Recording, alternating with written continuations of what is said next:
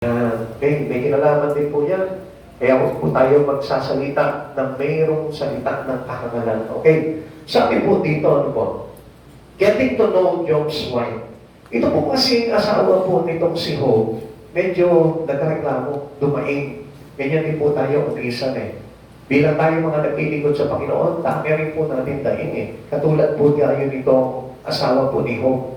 Now, she was married to a good and godly man. Nagkataon po na napangasawa niya po, itong taong matuwid, itong taong malinis, itong taong tapat sa ating Panginoon, na kung saan ay talagang parang namuhay siya ng nakaayon sa ating Panginoon. She had born him 10 children. Nagkaanak po siya dito ng 10. No? Pinagpala, ayon sa mga anak, ano po? She is much manay. So, pag sinabi po dito much manay, ang ibig sabihin po dito, medyo mayroon ng paninira sa puso niya nung naganap itong mga bagay na ito kay Job. Bigyan ko lamang po kayo ng konting history nitong kay Job, kung ano yung pinag-uusapan natin dito. Ito po si Job ay sinubok ni Satanas. Nakipag-deal po itong si Satanas dito kay Yahweh na sabi po ni Yahweh dahil sa matuwid po itong si Job. Sabi niya, nadaanan mo ba yung aking lingkod na si Job? Isa siyang matuwid na tao at sinubok na siya pero hindi pa rin siya tumalikod sa akin. Ano sabi sa kanya ni Satanas? Kaya naman nananatili sila tapat dahil mayroon silang mga bagay na natatanggap. Amen. Amen. Pero kapag hindi mo ang kanilang buhay, sigurado yan isusumpa ka na niya. Ano sabi ni Yahweh sa kanya? Kung gayon, subukin mo ang aking lingkod na si Job. Huwag mo lamang siyang papatayin. Now, mga kapatid sa Panginoon, bibigyan ko po kayo ng idea dito sa pag-aaral natin. Tayo po lahat, mayroong mga pagsubok na marating sa atin. And this is a part of our journey with God. Lagi nating tatandaan yan. Kaya, yung reklamo, iset aside po natin yan. Kaya nga, ang Diyos po mismo, hindi po tayo sinasanay sa mga material na bagay. Ayaw ng Diyos na magkaroon ng halaga sa iyo yung material na bagay dahil pag pinahalagahan mo yung material na bagay, isusumpa mo ang Diyos kapag binawi sa iyo inagaw ng kaawayan.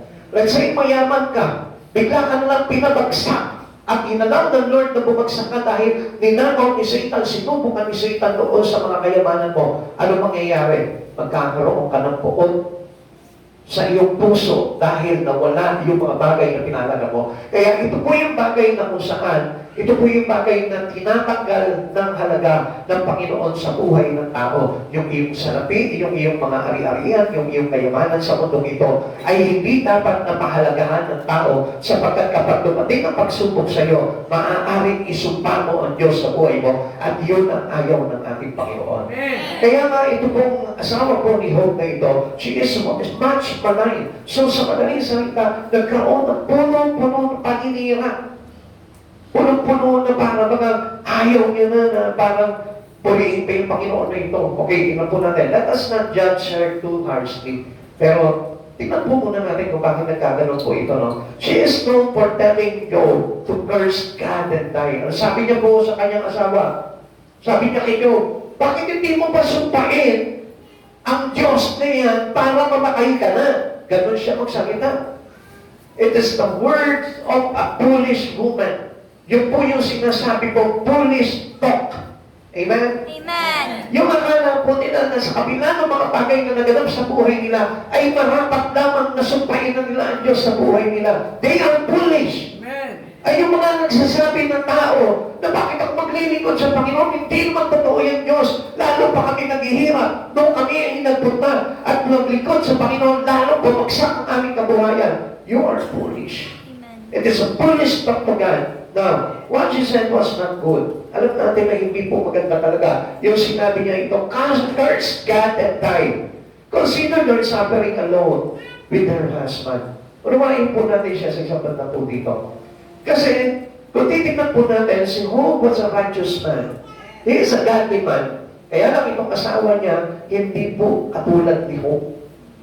Kaya anong i-expect po natin? Na pag tumating sa kanilang pagsubok, because of she has no faith, anong magiging impact sa kanya po nito? Magalit sa Diyos. Kaya nga mga kapatid sa Panginoon, sikapin natin na maging matuwid ang pamumuhay natin, sikapin natin na tayo po'y maging maka-Diyos at mayroong pananampalataya na nagkagaling sa puso natin para na sa ganon, subukin ka man sa mundong ito, hindi mo isusumpa ang Diyos sa buhay mo. Amen. Understand that she also suffered the situation of her husband. So makikita po natin na, tingnan niyo po ito si Job yung sinubok, pero ang nagreklamo itong asawa niya. Amen? Amen. Isn't it the foolish? Isn't it the foolishness? Di ba kung sasabihin natin, kahamalan to.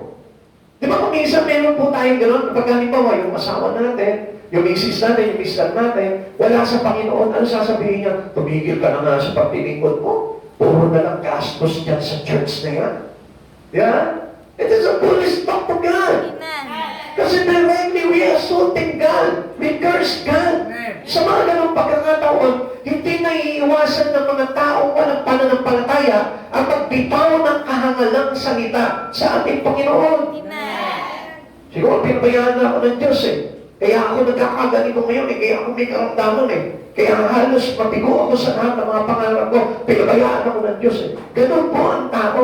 They are foolish, having a foolish talk to God. Laging ganun po sila. Pero isipin po natin itong kalagayan po nito, babae na ito na asawa po ni Job. Okay? Tingnan po natin. Let us not judge her. Sabi po dito, this is a reaction of the depressed woman. Depressed because she has no pay. She has no pay. Why you become depressed? Alam niyo po ba kung bakit po tayo natidepress? Kung bakit nalulugmok yung buhay natin? Because you are lack of faith in God. Amen. Wala yung totoong pananampalataya sa Panginoon. Kaya pag dumating yung pagsubok sa buhay, ano nangyayari? Nade-depress ka at nawawala yung kapangyarihan ng pananampalataya na inilagay sa atin ni Yesu Kristo. Amen. What she said was not like her. Kung ano yung sinasabi niya, hindi naman talaga siya yan Kahit naman tayo Minsan nagsasalita tayo sa Panginoon Hindi ko naman talaga gusto sabihin sa Lord yun Kaya lang bunga ng mga malaking problema na dinaranas ko. Pero still, that was foolish talk to God. Lagi namin tandaan, napakalaking kasalanan nung tinatawag ng foolish talk to God. Pagsabi ko nga, foolish talk to God. Foolish talk to God. Okay. Job understanding answer as one of the foolish woman. Sabi niya gano'n, yung sinasabi ng kanyang asawa ay kahangalan. Okay. Tignan po natin yan. Alam niyo po kasi, yung mga bagay na gano'n na kumbaga parang pagbato natin ng sisi sa Panginoon, yung po ay kahangalan. Di natin naiintindihan. Because we don't know what is good for us. Sige, sino po din yung nakakaalam na makakabuti sa Kanya? Come on, meron po ba? Meron po din na nakakaalam ng kung ano na mabuti sa Kanya? Marami ang sasabihin nyo, siyempre, mabuti na magipayaman ako. Mabuti na wala akong karamdaman. Mabuti na wala akong problema. Yun ang akala po natin. Only God knows what is good for us. Minsan siguro sasabihin natin, mabuti, siyempre, kapag ako nakakarami. Meron akong magandang trabaho. Magandang pamilya ko. Yun ang alam po natin mabuti because that was good for a man. Only on the sight of man, but not on the sight of God. Kasi only God knows what is good for you. Only, ang Diyos lamang po ang nakakaalam. Kung bakit nagkaroon ka ng karamdaman, siguro sasabihin mo, good pa ba ito? May karamdaman na nga ako. Pero, ask God. Ask the Lord kung ano po yung dahilan kung bakit nagkaroon ka ng karamdaman. Pero ang sabi po ng Lord, in all things God work together for your own good. Para sa ikabubuti ng mga nagmamahal sa Kanya. Amen. Kaya nga, huwag po natin kung questionin ang Lord doon because you became foolish to God. Amen? Amen. Now, ano po ba ito? As one of the foolish woman, paano po ba natin malalaman na we are foolish? Tingnan po natin dito with regard to this woman, dito sa asawa po ni Job. It is foolish to claim any excuse for not being faithful. Anong ibig sabihin po nito? Ang ibig sabihin po nito, kahangalan na i-claim natin na ito po yung maging excuse natin dahil may problema ka. Na kailangan na okay na. Pwede na akong di maglingkod sa Panginoon Wala nga Puro problema na nga dumarating sa buhay ko Hindi nga ako nagtagumpay doon sa career ko. Hindi nga ako pinagpala doon sa business ko. Hindi nga ako pinagpala sa pamilya ko. Iniwalayan nga ako ng mister ko Niwalay nga ako ng pamilya ko eh. Inabot ko na nga ako eh. It is foolish because we don't know. Because there is no excuses for us to forget our faith in Him. Kung baka wala po tayong karapatan na alisan ng pananampalataya natin sa ating Panginoon o yung ating katapatan pagdating sa ating Panginoon. Are you still maintaining your integrity? Curse God and die. Sabi niya gano'n. Mananatili ka pa magmatawid sa Diyos na yan? Sa iyong Panginoon? Bakit hindi mo siya sumpahin para mamatay ka na? Alam niyo mga kapatid, minsan pinangungunahan natin ang buhay natin eh. Minsan kapag may karamdaman ka, mamatay na ako, okay na, mamatay na ako. Yung ang hindi mo alam, may tinuturo na pala sa iyo ang Panginoon. Amen. Minsan nabakrap yung buhay mo. Minsan ano sinasabi mo, wala nang bait ang buhay nito. Pagpapayaan na ako ng Panginoon eh. It is not an excuses. Amen. I tell you one thing, mayroon lamang tinuturo sa iyo ang Panginoon na dapat mo na matutunan. Amen. Amen. Amen. No reason for us to curse God. Lagi natin tatandaan, walang dahilan. There's no excuses para supain natin ang Diyos sa buhay natin. Kaya nga kung minsan, di ba, ang ginagawa natin? Minsan nawawalan na tayo ng gana. Ayaw ko na. Hindi na ako maglilingkod sa Panginoon. Minsan nagpapawas tayo ng panahon sa Panginoon. Ayaw na, wala naman nangyayari. Parehas lang ng araw. Yung nag-church lang ako, tsaka naglilingkod ako sa Panginoon, parehas lang eh. Nagkakaroon ako ng problema pagka iba pa rin po yun. Dahil ang pamantayan ng Panginoon sa mga taong naglilingkod ng tapat sa Kanya at hindi bumibitaw yung katapatan niya sa Panginoon ay dahil yung pagkaiba yan sa mga taong walang katapatan sa Diyos. Amen. Amen. Kaya huwag mong susukatin yan. Ako, parehas din naman na kami ng buhay ni Sister Maylin eh.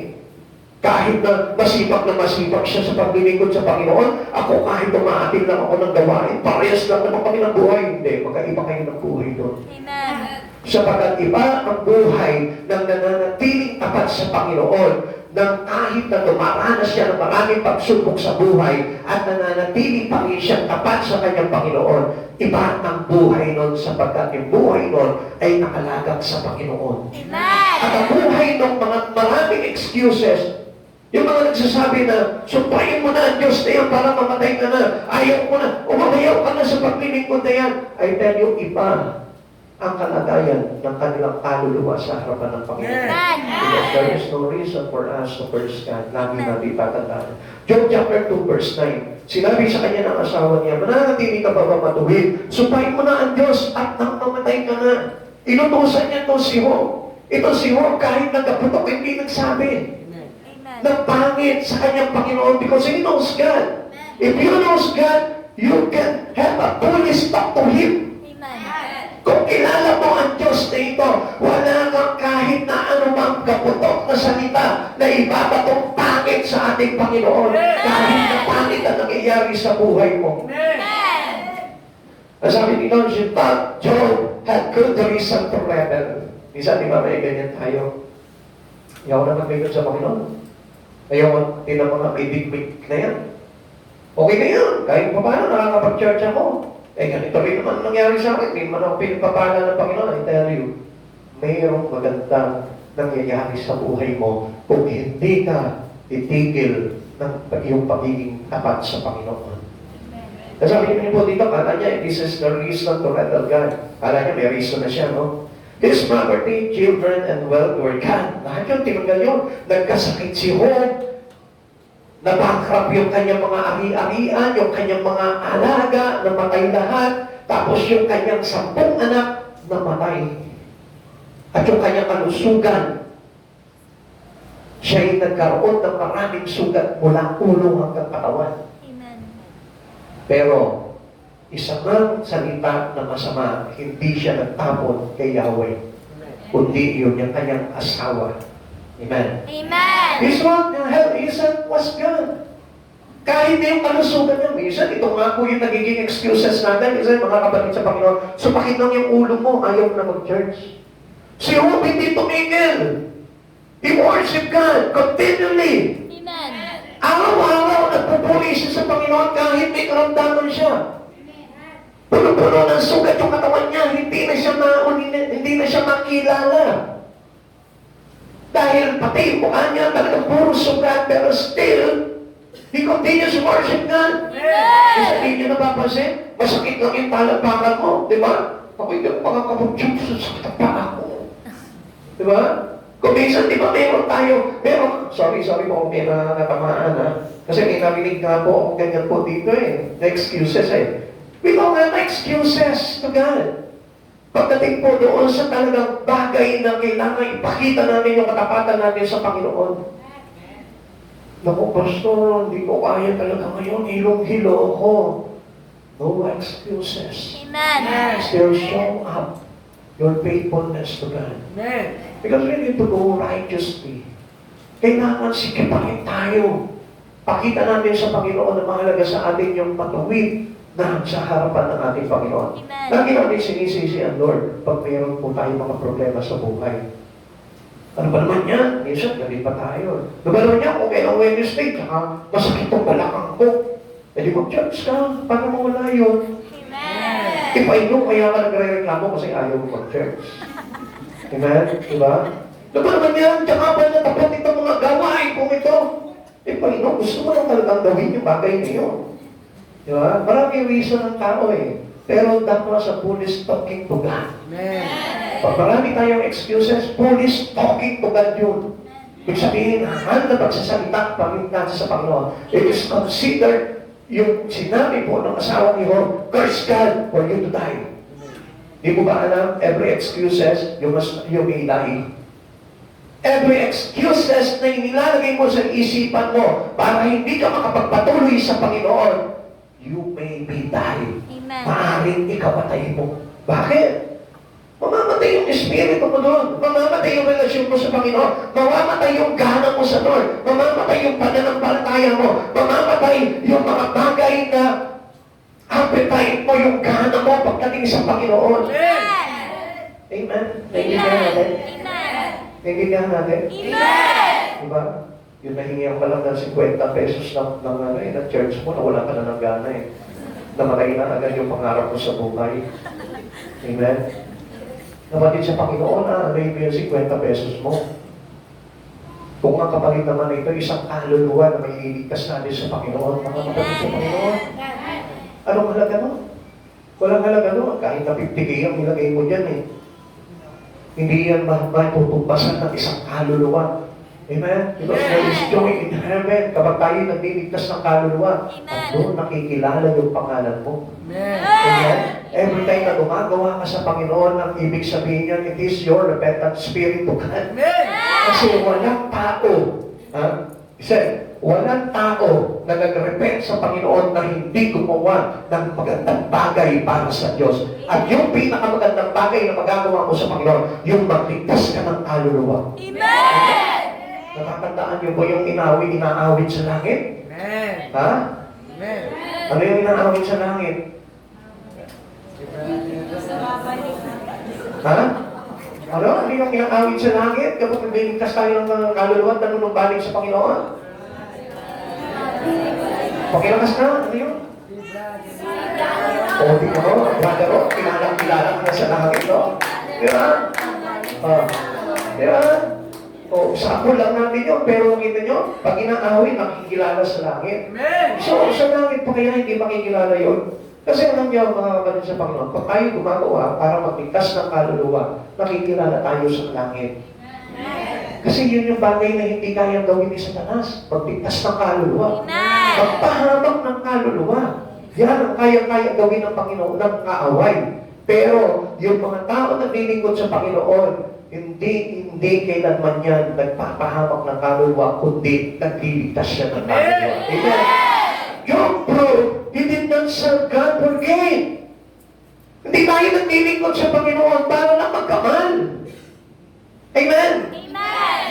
Yan yung po yung sinasabi ni Job. Ang sabi ni Job, kahit mawala lahat ng mga bagay na ito, yun lang ba ang mahalaga? Hindi. God serve God for us to gain. Lagi niyong tatandaan po yun, hindi tayo naglilingkod sa Panginoon dahil meron na tayo gustong i-gain sa buhay natin. Gusto lang natin pagpalain ang buhay natin. Gusto lamang natin yumaman. Gusto lamang natin gumaling. Gusto lamang natin na maingatan. Actually, alam niyo mga kapatid sa Panginoon, Si Hope, ano sabi ni Hope? Sabi niya, hindi ako iniingatan ng Diyos. Mamaya papakita ko sa inyo yan. Alam ko na siya pa rin ang nag-iingat ng buhay ko. Amen? Pagkakalit na nangyari sa buhay ni Hope. Pero ano sabi niya? Alam ko na si Yahweh ang nag-iingat ng buhay. Mamaya makikita niyo po yung bagay niya.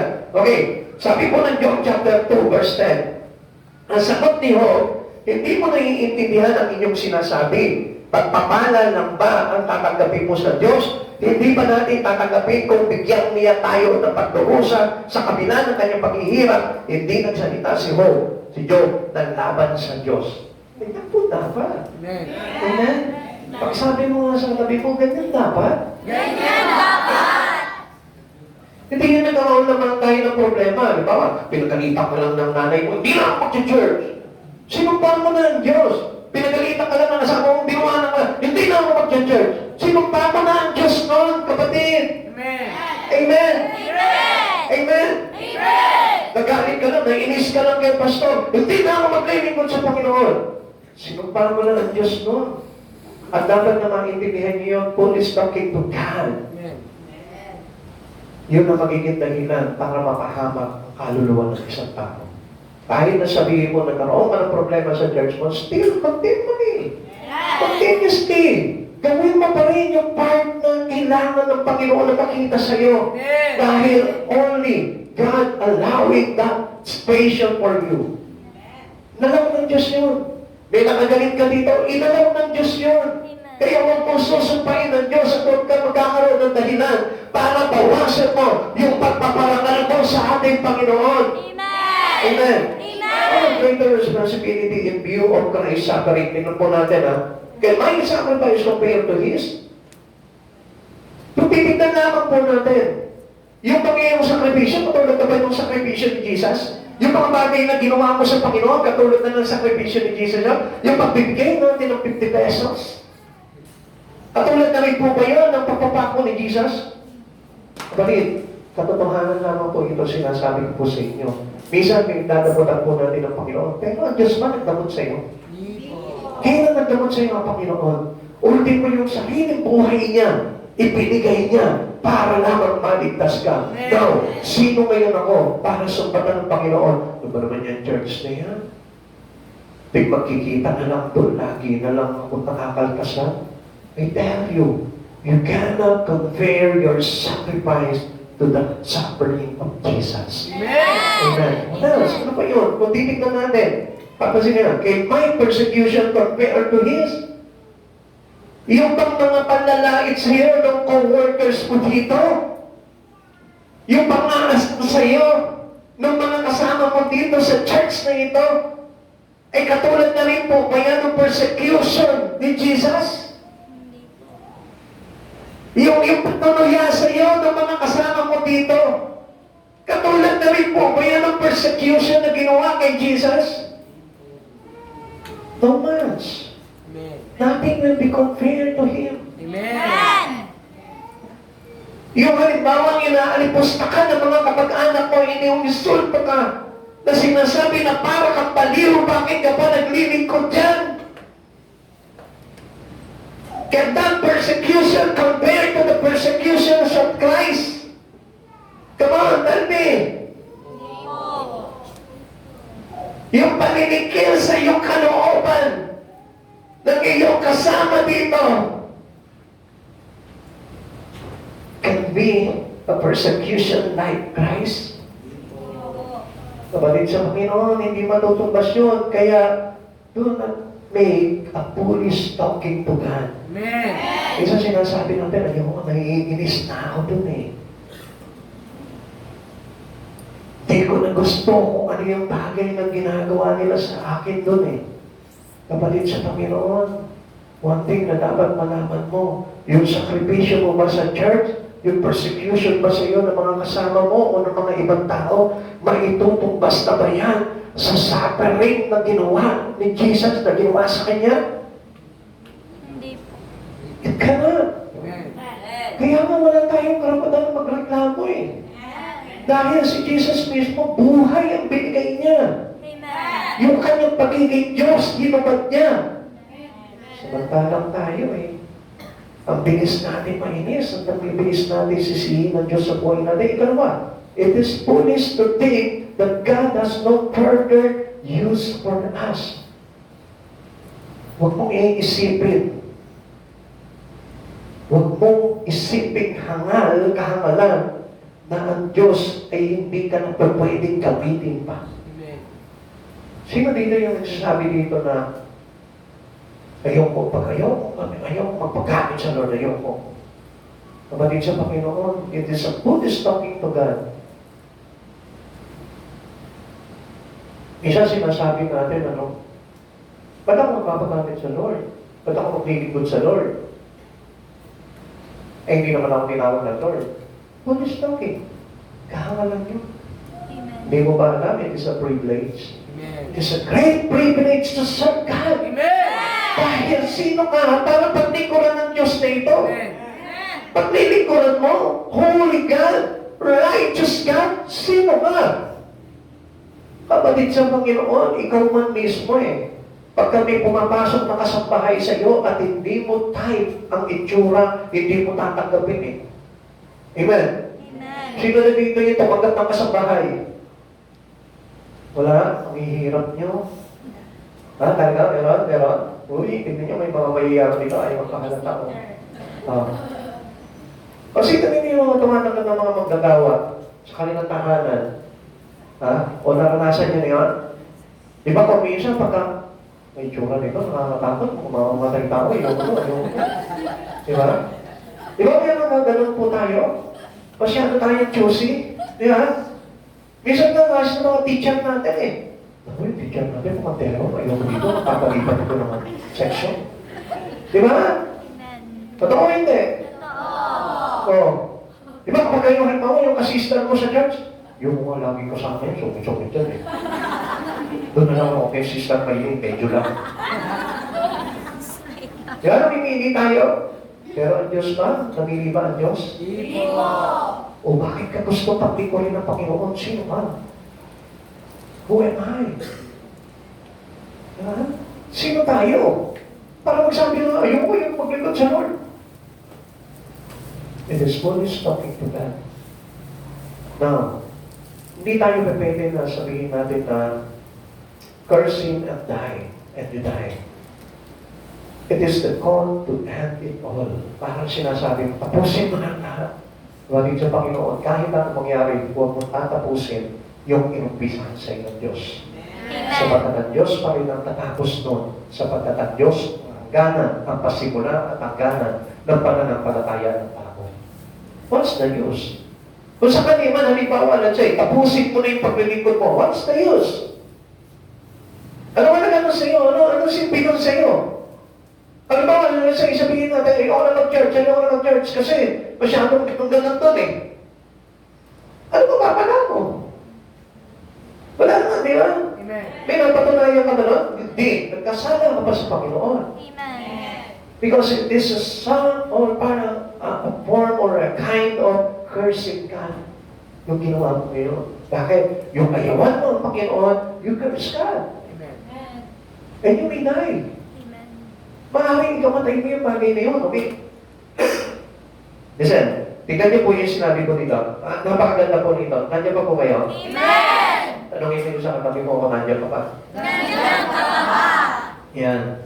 Isaiah chapter 14 verse 27. Sino ang tututol sa pasya ni Yahweh na makapangyarihan sa lahat? Sino ang bibigay sa kanyang pagpaparusa? May karapatan ka? May karapatan ako? Wala. Wala. Sino makakapigil sa kanya? Sa mga pasya ni Yahweh? Wala. Kung yun ang kapasyahan niya sa buhay mo, I tell you, walang dapat gawin kundi tanggapin yun. Amen. And always praise Him for what was happened to you right now. Amen. Kung ano nangyayari sa buhay mo, praise Him. Continue praising Him. Continue showing your faithfulness to Him. Ano yung ipakita yun? Kasi yan yung totoong katapatan na paglilingkod sa Panginoon. Hindi yun nagmamalaki sa Panginoon. Ayoko na sa iyo. Ayoko na maglingkod. Ayoko na, napapagod na ako. It is a foolish thinking. Amen.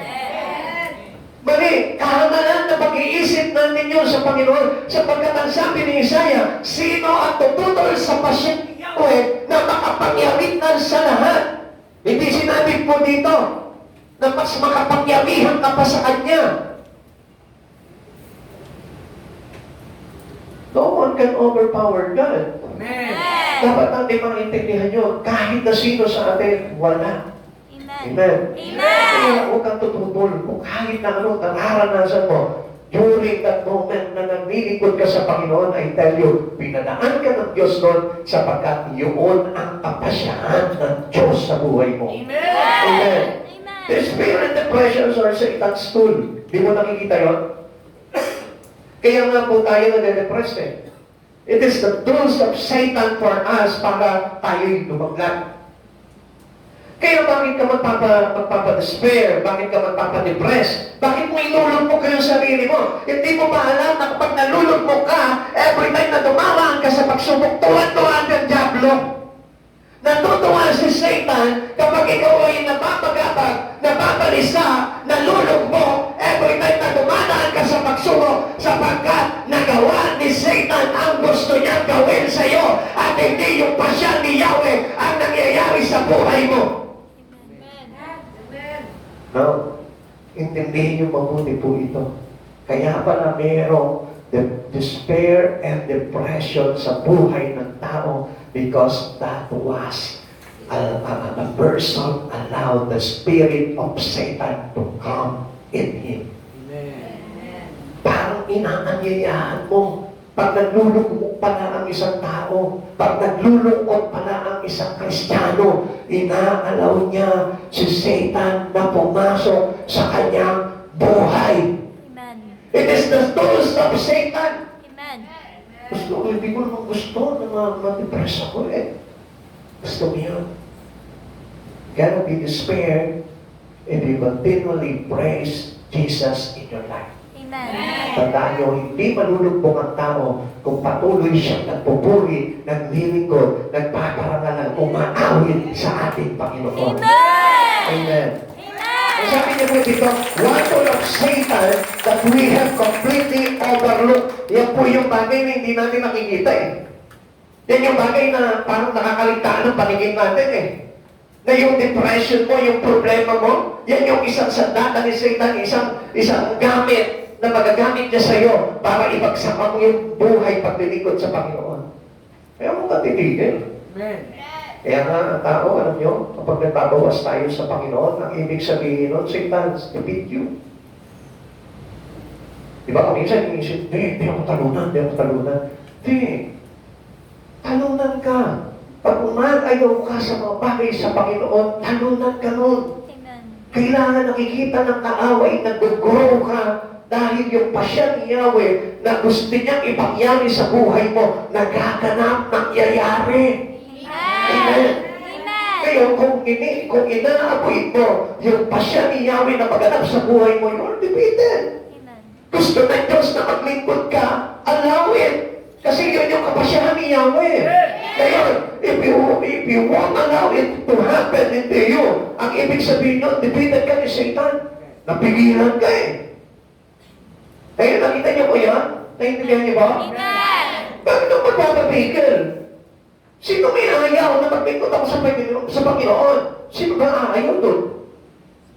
Yung nanay mo ba? Yung matay mo ba? Hindi. Si Satan ang may ayaw doon. Amen. Kaya nga, kapag sumusunod tayo sa gusto ni Satan, you are defeated. Amen. You are become despair. You could become depressed. Amen. Kaya hindi niyo napapansin. Mas lalo mabibigat yung problema kapag tayo po yung ihiwalay sa Panginoon. Amen. Pero pansinin niyo, pag lumalapit ka sa Panginoon, gumagaan ang mga pagsubok sa buhay. Kaya ano sabi ni Job? Hindi ba pwede? Sabi ng asawa niya, sumpain mo na. Para mamatay ka na. Hindi. Hindi lang sa ganitong pagkakataon. Dahil kahit sa pagdurusa man, kailangan papurihan natin para ng Diyos. Amen. God wants to use you for His glory. Lagi mo tandaan yan. Kahit na sino narito ngayon, gusto kong malaman mo, gusto ng Diyos na magamit ka para sa kanyang kalwalatian. Amen. Sabi mo nga sa katabi mo, baka hindi niya maintindihan yun. Gusto ni Diyos sa iyo na magamit Tingnan ka mo, para hindi mo sa naman sabi kasi ikaw mismo ayaw mo eh. Pero one thing to know, yung Satan ang nanaig sa buhay mo pagka hindi mo ginusto na makaranalan ng Diyos sa buhay mo. Pagsabi mo nga sa kanya, gusto ng Diyos sa iyo na magamit ka para gusto kang gamitin ng Diyos para sa kanyang karangalan. gusto kang gamitin ng Diyos para sa kanyang karangalan. Pero anong iniisip po ng maraming tao? Do you think yourself too tired? Pagod na pagod ka na? Nahihiya ka? O matanda ka na? Kaya hindi ka makakapaglingkod sa Panginoon? I tell you, there is no excuses, there is no reason Amen. para itanggalin natin yung ating katapatan at pagiging matuwid sa harapan ng Panginoon. Ginagamit ng Lord, alam niyo po ba, ang Diyos, kaya pala merong mga ganun sa buhay natin, yung mga may mga salasalabat sa buhay po na which means your problem. Kasi ginagamit ng Lord yung buhay mo para gumawa ng magandang istorya sa iyo. Amen. Para sa karangalan niya. Amen. So, palagay mo nito, pag ikaw na nangingi ka ng mayaman, masarap ang buhay, masarap palagi ang ulam, hindi maganda ang istorya, hindi maganda ang kwento. Pero, kapag may ups and down ka sa buhay na ito, at talagang sumasadsad ka talaga sa lupa, pag nakabangon ka doon, ang ganda ng istorya ng buhay mo na nakapagparangal sa Diyos. Amen. Sa palagay mo ba, maganda yung istorya ng yaman from his birth until his death. Ay, yaman. Walang kwenta buhay mo. Amen. Pero gusto ko malaman mo kahit na ang mga mayayaman, may ups and down yan. Amen? Amen. Kaya ngayon, anong magre-reklamo ka? Bakit ang hirap ko? Sila mayaman. Bakit ang ganda niya? Ako pangit. Sino sabi sa iyo? Kaya mayroong mayaman dahil mayroong isang mahirap. At kaya may mahirap dahil mayroong mayaman. Kaya may pangit dahil may maganda. Kaya may maganda dahil may pangit. Kaya may mataba dahil may payat. Amen? Naintindihan niyo? Amen. At lahat yun ay kaisa lamang. At ang lahat yun ay pantay-pantay lamang. Amen. O sige, paano mo masasabing pangit ka kung wala maganda? Paano mo masasabi na mayaman ka kung wala mahirap? Amen. Paano mo masasabi na mahirap ka kung wala mayaman? Paano mo masasabi na pangit ka kung wala magaganda? Amen? Amen yung sinasabi ko? Amen. O hindi ba kayo nagtaka? O ano sense nun? Yumaman ka, may mahirap. Maghirap ka, may mayaman. Pumangit ka, wala tayong magagawa. Ibig sabihin ano, pantay-pantay ang pagdating sa Panginoon. Lahat because of the purpose. Kaya nga, walang matanda, walang bata, walang mahiyain, walang makapal, walang pagod, at walang laging tulog. Minsan nga yung iba, napapagod, kakatulog eh. Amen? O kaya makakain. Pero it is nonsense.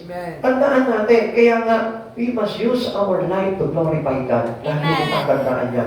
Yun ang purpose ng buhay natin. Amen? 2 Corinthians chapter 12, verse 9 to 10. Ganito ang kanyang sagot. Ang kagandahang loob ko ay sapat para sa inyo sapagkat lubusan na hayag ang aming kapangyarihan kapag ikaw ay mahina, kaya buong galak kong ipinagmamalaki ang aking mga kahinaan upang manatili sa akin ang kapangyarihan ni Kristo. Alang-alang kay Kristo, ako may kasiyahan sa gitna ng mga kahinaan, mga pagkukudya, mga kahirapan, pag-uusig at kagipitan, sapagkat kapag ako'y mahina, doon ako nagiging malakas. Ang sabi niya po dito, siya'y may kasiyahan sa gitna ng, ano sabi niya po dito? Sa gitna ng kahinaan, mga pagkukudya, kahirapan, pag-uusig, at kagipitan, may kasiyahan. Amen. Now, where's the word depression? Nakita niyo po dito? May word of despair ba dito? May word of depression ba dito? Wala! Amen. He always glorified God. He uses time to glorify the Lord. Amen. Kaya nga, yun ang dapat na gawin natin. Kaya walang naglilingkod sa Panginoon na nade-press. Walang naglilingkod sa Panginoon na nalulugmok. Walang naglilingkod sa Panginoon na problemado.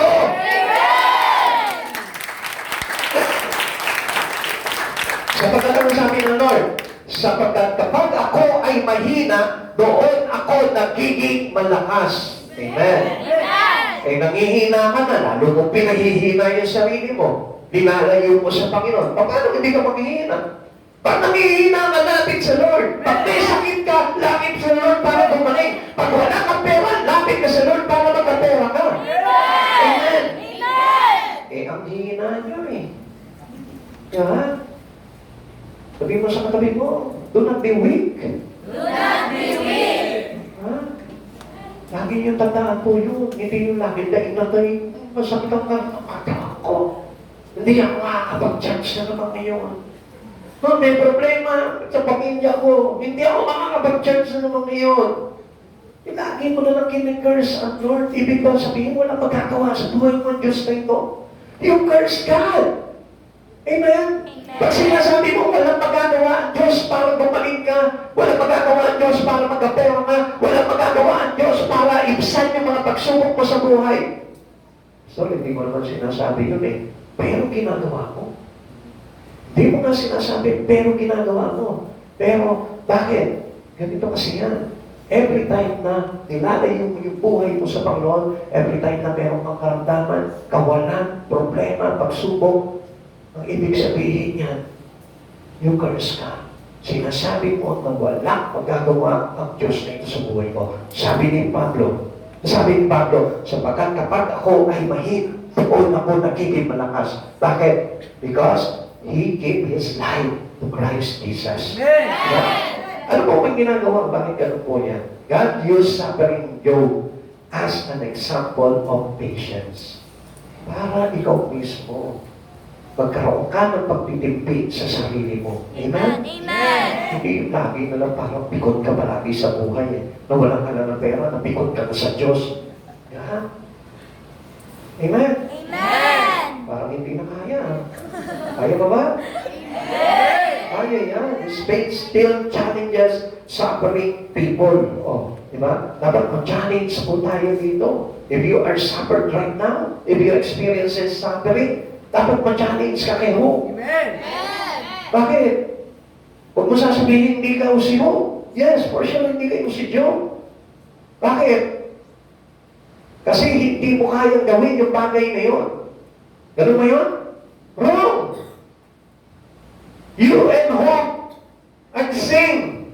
Kaya hindi kayo magkapareho dahil hindi mo iniisip yung kayang gawin ng Diyos na ito na nagawa niya kay Hope. Amen? Kaya mo rin yun. Kasi the same God we have in our life. Ikatlo, it is foolish to forget goodness of God when trouble comes. Nakakalimutan mo eh. Parang napakalimutan ng isang tao yung kabutihang ginawa sa kanya ng Diyos sa kabila ng mga pagsubok niya sa buhay. Job's wisely replied. Ano ba yung reply niya? Dapat alam niyo, maging matuwid pa rin tayo sa pagtugon natin sa Panginoon sa kabila ng ating mga pinagdaraanan. Yung wisely response in times of trouble. Pag may problema ka pinagdadaanan, ano response mo? Ano reply mo sa Lord? Kailangan be wise. Maging matalino ka. Do not be fool. Huwag tayo maging foolish. Tingnan mo na ako mag-church ngayon, magulo ang isipan ko. You are foolish. Tingnan mo na ako mag-church ngayon, dami ko mga babayahin eh. You are foolish. Tingnan mo na ako mag-church ngayon, iinis ako eh. You are foolish. Tandaan mo na dapat maging matuwid tayo sa mga gagawin natin desisyon sa pagtugon natin sa mga panawagan ng Diyos sa buhay natin. Job chapter 2 verse 10. Ang sagot ni Job, excuse me po, ang sagot ni Job, hindi mo naiintindihan ang iyong sinasabi. Pagpapala lang ba ang tatanggapin mo sa Diyos? Hindi ba natin tatanggapin kung bigyan niya tayo ng pagdurusa? Sa kabila ng kanyang paghihirap, hindi nagsalita si Job ng laban sa Diyos. Never ever talk against God. Huwag ka magsasalita ng laban sa Panginoon. Kahit na anong nangyayari sa buhay mo, huwag ka magsasalita. Papuri ka ang lagi mo sasalita sa Panginoon. Minsan na, tingnan nyo, pansinin nyo. Minsan meron na tayong trabaho, nahahandaran na tayo sa pagsamba sa Panginoon. Minsan meron ka lang konting gagawin, hindi naman ganun mahalaga yung gagawin mo eh. Pinagpapaliban mo ang Panginoon sa buhay mo. It is foolishness. Lagi natin maintindihan yan at hindi nalago ang ganong klaseng Kristiyano sa harapan ng Panginoon kung lagi tayo may excuses, kung lagi tayo may dahilan pagdating sa Panginoon. Never have an excuses to do things to glorify God.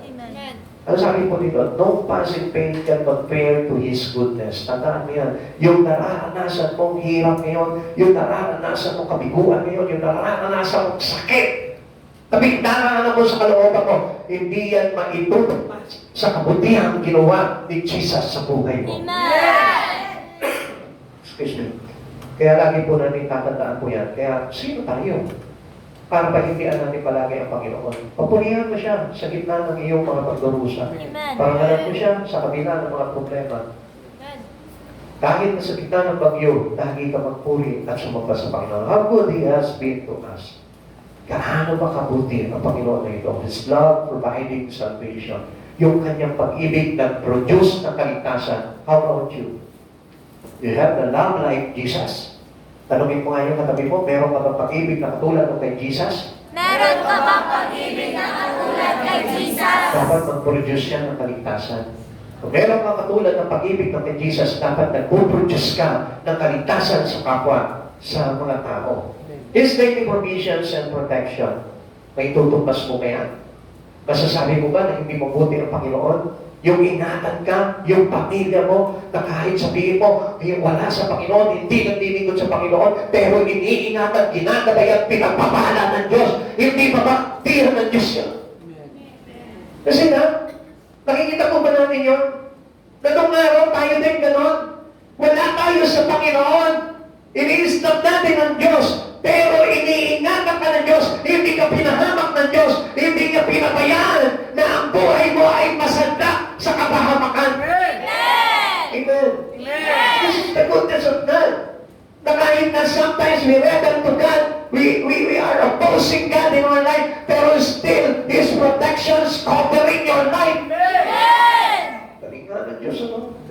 Diba, kahit napasaway tayo sa Panginoon, pero still, iniingatan tayo ng Panginoon. Kahit nakakapagbitaw tayo ng masakit na salita sa Panginoon, kahit na nawawala tayo ng pananampalataya sa Panginoon, pero His goodness overflowing into your life and into your family. Hallelujah, praise the Lord. Hindi naman kasi yun. Yung pagkalibawa, kulang na kulang ka sa paggawa sa Panginoon, pero still, ang ganda pa rin ang sweldo mo. Pero still, meron ka pa rin mga benepisyo na tinatanggap. Hindi niyo po ba napansin yun? Supposed to be, papaano ko kung halimbawa mapaghiganti talaga ang Panginoon? Alam niyo, kung naging masama ang Panginoon, wala, tapos na tayo. Pero hindi natin agad nag-uumapaw sa kabutihan ng Diyos. Hindi niyo napapansin na kahit na kulang yung bagay na binibigay natin sa Panginoon, na kahit na pinagdadamutan natin ang Diyos na ito sa buhay natin, still, makikita mo, dumarating pa rin sa iyo ang blessing at pagpapakalan ng Diyos. Hindi ba napakabuti ng Panginoon? His promise for the future still there. Nandun pa rin. Na kahit na nililimot mo lang ang Panginoon, pero there is always a promise to you by God. Manumbalik ka sa Kanya, hindi liligtas ka. Nabibigyan ka niya ng buhay na ganap. Kapatid sa Panginoon, ganun ang Lord. Kahit na kung minsan, tinutulugan natin ng Panginoon. Kahit na kung minsan, ay para bang binabaliwala natin paanyaya ng Panginoon. Pero still, His goodness protecting us. Because we wanted to have a good in the future. Gusto ng Diyos na ito na kahit magkaroon ng magandang kinabukasan sa buhay na walang hanggan. Never question in the dark what God gives you in the light. Kapatid, huwag mo tignan yung mga darkest moment ninyo. Huwag mo tignan yung mga bagay na kabiguan nangyari sa iyo. Ang tignan mo, yung mga pagpapalang ginawa niya sa buhay mo, yung kabutihan ng Diyos. Minsan tayo, kapag gumagawa po tayo ng masama, di natin nakikita yun, di natin naiisip. Lord, dami ko nga nagawa kasamaan sa iyo, Lord. Kaya hindi natin mapagsisihan yung mga bagay yun. Pero yung makagawa ka lang ng isang napakaliit na mabuti sa Panginoon, sinusumbat pa natin sa Lord. Lord, di ba, nakita nyo naman nun, sunod-sunod, umaating ako ng gawain mo. Tapos iyo, di man lang ibigay sa akin yung panalangin ko. Never, never. told God about what you're doing. Dahil walang katumbas ng gawa ng tao ang mga bagay na ginawa ni Jesus na mabuti sa buhay natin. Kaya isang bagay lang ang dapat mong gawin. Patuloy mong paglingkuran ng Diyos sa buhay mo. At huwag kang bibitiw at huwag kang magbibitaw ng masamang salita laban sa ating Panginoon. Huwag tayo pagalit sa Diyos dahil sa mga bagay na nararanasan natin sa buhay na ito.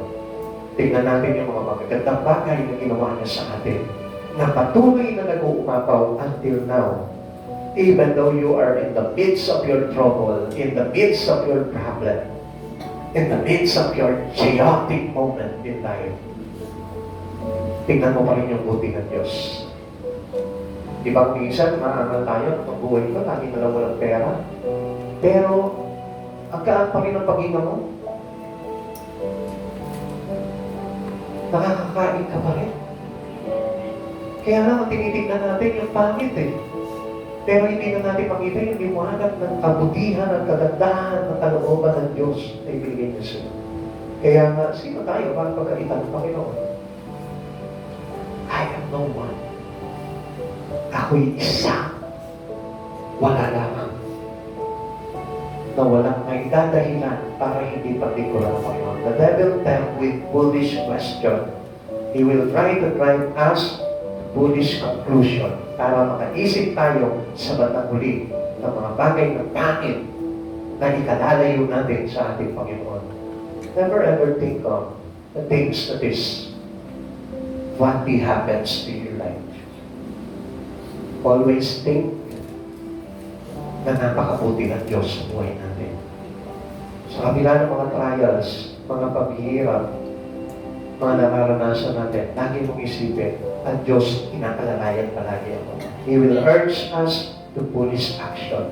Kaya never entertain the tempt of the devil into your life. Huwag naman. Tinataman ka na. Do not entertain the tempt of this devil in you. Hindi mo ba tinatanong sa Panginoon, bakit ganyan ang klase ng buhay mo? Do not have a foolish question to God. It is foolish.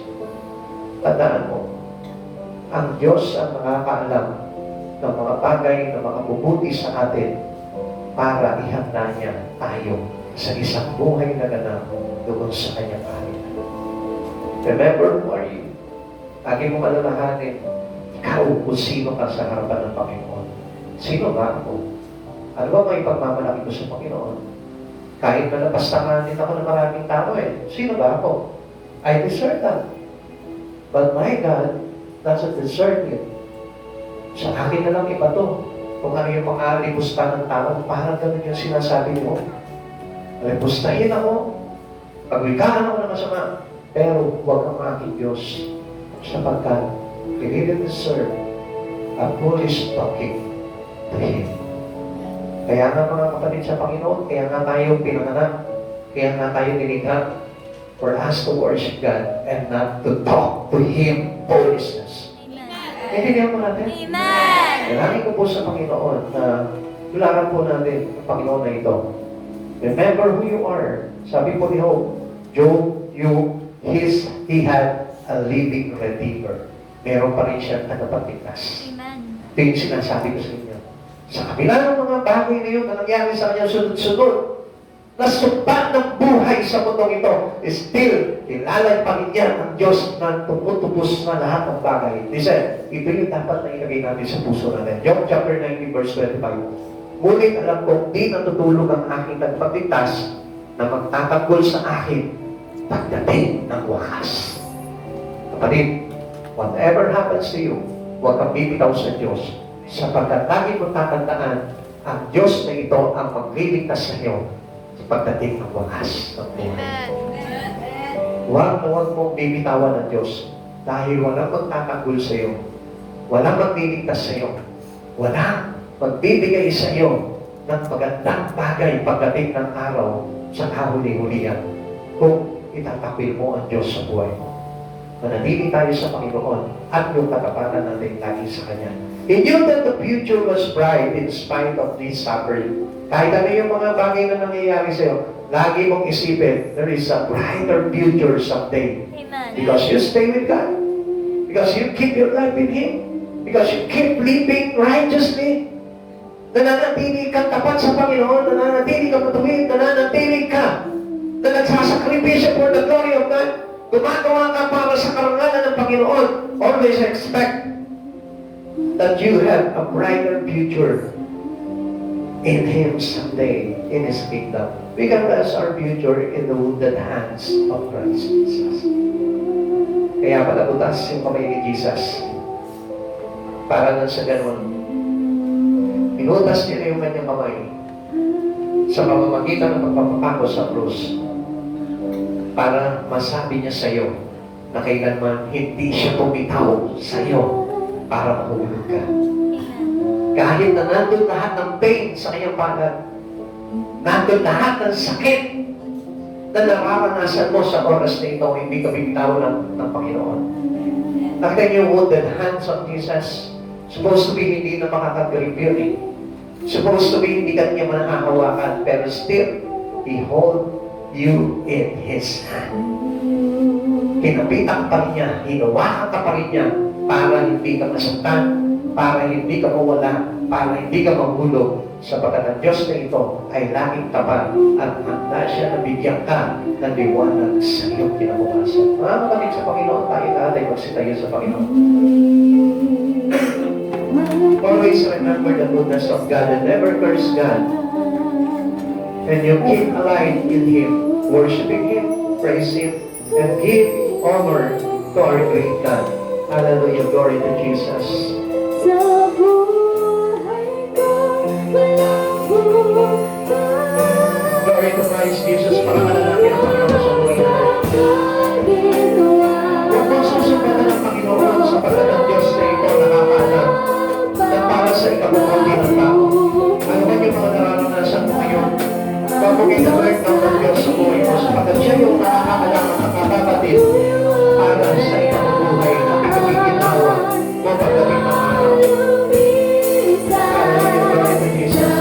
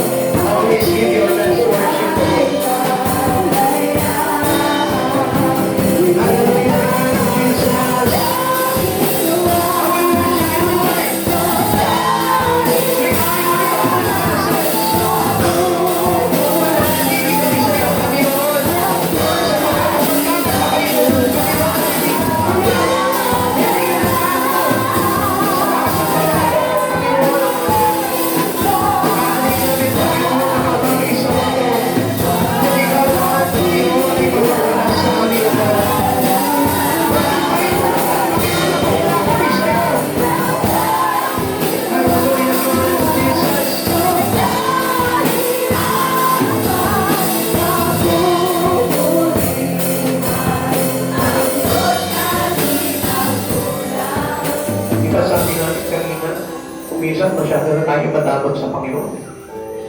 Kaya halos sa gusto na natin, magpahinga na tayo, huwag na tayo magpuri sa Panginoon. Why not you give your best worship to Him? Pasalamatan mo ang Panginoon sa buhay mo. Dahil sa kabila ng mga pagkakasalan, sa kabila ng mga paglaban natin, katigasan ng ulo, still ang Diyos iniingatan ka. Hindi ba dahilan ito para papurihan mo? Sambahin mo ng buong kagatakan, buong puso, buong kaluluwa ng Diyos na ito. Sa kama mo ng pag-ibig ang pag-worship mo. Alam mo, kapatid sa Panginoon, kailanman hindi ka binigo ng Panginoon eh. Akala mo na bigo ka. Dahil kuminsan ang iniisip mo, yung pansarili lang hindi yung bagay na maganda na iniisip ng Diyos para sa ikabubuti mo pagdating ng araw. Bakit hindi mo gisingin yung kaluluwa mo ngayon? Sabahin mo siya ng buong sarap. Sabahin mo siya ng buong init, buong pag-ibig, buong kapapatan.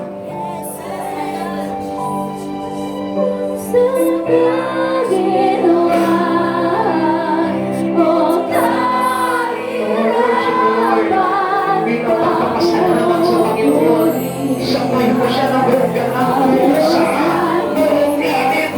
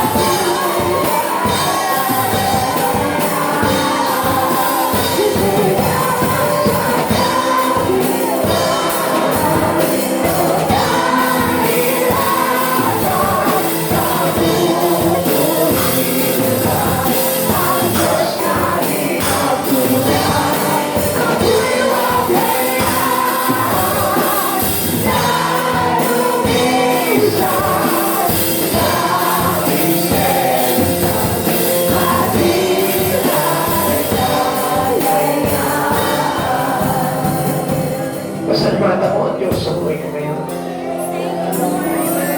Ito ang lagi mo tatandaan.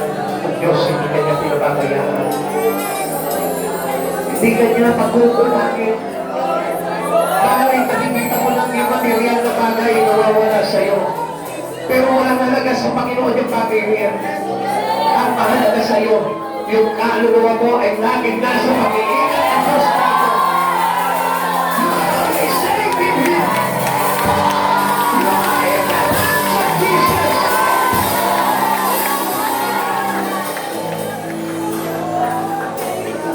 Tayo po natin manalangin sa Panginoon. Maraming Diyos, napakabuti mo po, Panginoon. Hindi mo kami pinabayaan, hindi mo kami iniwanan, Lord. Sa kabila, Panginoon, ang aming katanganan. Na kung saan, Panginoon, minsan sinusukat ka namin, sinusupatak ka namin, Lord. Minsan, Panginoon, halos hindi kami magpasakop sa iyo. But still, Lord, ina-express mo pa rin sa amin, Panginoon, ang pag-ibig mo. Ang kabutihan mo, ang katapatan mo, Panginoon, hindi mo pa rin pinagkukulang na ibuhos sa ating buhay. Panginoon, maraming salamat po sa kabutihan mo, Lord. Hindi namin deserve, Panginoon, subalit ibinigay mo sa amin, Panginoon, ang pag-iingat na ito, God. Maraming salamat po, Panginoon Jesus. Lord, tunay kang tapat, Panginoon, at kailanman, O God. Lord, hindi ka sumira sa lahat ng pangako mo sa iyong mga anak, O God. Lord, dagdagan mo kami ng pananampalataya sa iyo, God. Upang sa ganun, Lord, hindi kami makapagbitaw ng salita, Panginoon, na may isusumbat namin sa iyo, God. Pawang papuri naman, Panginoon, at pagsamba ang magbigas ng aming mga labi, Panginoon, na nararapat para sa aming Diyos, Panginoon, na tapat at napakabuti at sobra-sobra sa kagandahan loob, Lord. Maraming salamat po, Lord. Hihingi po kami ng pagpapala sa iyo sa Espiritu, O God. Lord, hindi na muna, Panginoon, sa mga bagay na material, Lord, kundi sa Espiritu na lang muna, Lord. Sapagkat alam namin, dito kami kulang, Panginoon. Sapagkat alam namin, Panginoon, na kailangan namin, Panginoon, na malinaw na Espiritu, Lord, upang maunawaan namin ang kagandahan ng buhay na nasa iyo, Panginoong Jesus. Maraming salamat po, Lord. Pagpalain mo po bawat isa, Panginoon. At hayaan mo na pananatili namin, Panginoon, ay magbunga, mag-produce ng kaluluwa na may nililigtas namin sa iyo, Lord. Lord, nais namin, Panginoon, na buhay namin magamit mo para sa kaligtasan ng marami, O God. And we promise you these things, O Lord, because we are from you, Lord Jesus. Sa iyo kami, Panginoon, at tinanggap namin ang Espiritu ng aming Panginoong Jesucristo na nagligtas sa buong sangkatauhan, O God. Lord, we have that Spirit of God. Lord, maraming salamat po, Panginoon. Tinuruan mo kami magpahalaga sa kaluluwa, O God. Tinuruan mo kami magpahalaga sa iyo ng todo, Panginoon. Salamat, Panginoong Jesus, at hayaan mo pag-umapawid mo sa church na ito, Panginoon. Ang Espiritu na yan, Panginoon, na nagpapahalaga sa kaluluwa, nagpapala ng iyong panamahan, nagpapala ng mga bagay sa iyo, Panginoong Jesus. Lord, salamat sa Espiritu na ito, Panginoon, na mayroong puso, na mayroong malasakit sa mga kaluluwa na magligtas, O God. Salamat, Panginoong Jesus, mula sa oras na ito, Lord. Pinupuri, pinasasalamatan ka namin, and we welcome you, Holy Spirit, in our lives. Salamat po, Panginoong Jesus, sa iyong dakilang kapurihan. To God be the highest glory in Jesus' name. Amen. Amen.